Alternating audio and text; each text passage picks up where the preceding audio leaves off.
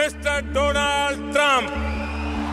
ভারতের প্রধানমন্ত্রী নরেন্দ্র মোদী তার 11 বছরের শাসনকালের অন্যতম কঠিন সময় পার করছেন।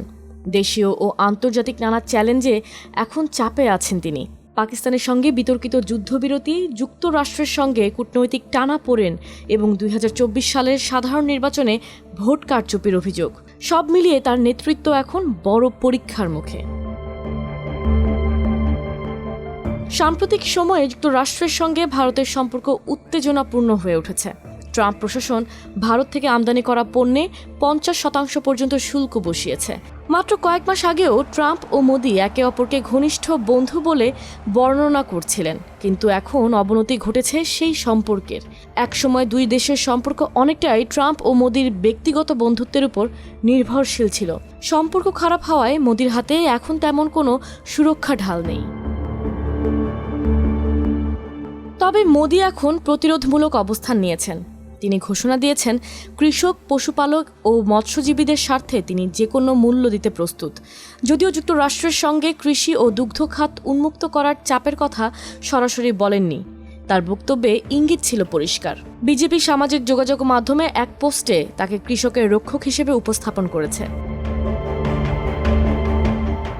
রাজনৈতিক বিশ্লেষকদের মতে এসব চ্যালেঞ্জের প্রভাব সবচেয়ে বেশি পড়বে বিহার রাজ্যের নির্বাচনে, যা ভারতের রাজনীতিতে অত্যন্ত গুরুত্বপূর্ণ। যদিও রাজ্য বিধানসভায় হারলেও কেন্দ্রীয় ক্ষমতায় মোদির অবস্থান অটুট থাকবে, কিন্তু দীর্ঘদিনের শক্তিশালী ভাবমূর্তিতে তা বড় ধাক্কা দিতে পারে। বিহার নির্বাচনের মূল কেন্দ্রবিন্দুতে রয়েছে বেকারত্ব ইস্যু। ভোট ভাইব এজেন্সির জরিপ বলছে, এই ইস্যুর কারণে মোদির নেতৃত্বাধীন জোটের জন্য ক্ষমতা ধরে রাখা কঠিন হতে পারে। যদিও ট্রাম্প বিরোধী কোনো জাতীয়তাবাদী প্রতিক্রিয়া ভোটারদের খুব বেশি প্রভাবিত করবে না বলেই মনে করছেন বিশেষজ্ঞরা। আন্তর্জাতিক অঙ্গনে ট্রাম্পের চাপ মোকাবেলায় মোদি চীন ও রাশিয়ার সঙ্গে সম্পর্ক জোরদারের উদ্যোগ নিচ্ছেন।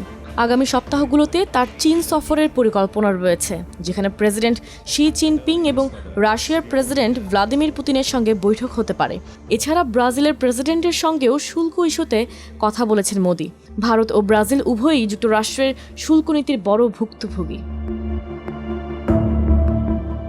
তবে মোদির জন্য সবচেয়ে বিতর্কিত ঘটনা ছিল পাকিস্তানের সঙ্গে আকস্মিক যুদ্ধবিরতি। তীব্র সংঘর্ষের পর যখন এই ঘোষণা আসে, তখন তার হিন্দু জাতীয়তাবাদী সমর্থকরা আসলেই বিস্মিত হয়েছে।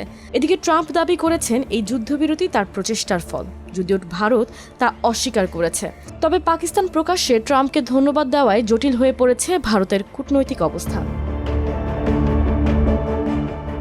মোদির এই খারাপ সময়ে দেশের ভেতরে বিরোধী দল কংগ্রেস অভিযোগ তুলেছে, 2024 সালের নির্বাচন বিজেপি ও নির্বাচন কমিশন মিলে কারচুপি করেছে। রাহুল গান্ধী একে বৃহৎ প্রতারণা বলে অভিহিত করেছেন। তবে বিজেপি এ অভিযোগ উড়িয়ে দিয়ে বলেছে, কংগ্রেসের বরাবর হারের হতাশাই এর কারণ। আলোচনা হচ্ছে আগামী মাসে মোদির 75তম জন্মদিনকে ঘিরেও। যদিও বিজেপি বলছে, নেতাদের জন্য আনুষ্ঠানিক অবসরের কোনো বয়সসীমা নেই।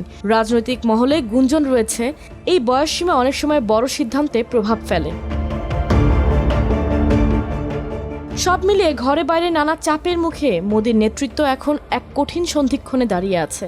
বিশ্লেষকরা বলছেন, তাকে নতুন কৌশল ও ভাবমূর্তি গড়ে তুলতে হবে, নইলে বিহার নির্বাচনে ব্যর্থতা তার জনপ্রিয়তা আরও ক্ষয় করতে পারে।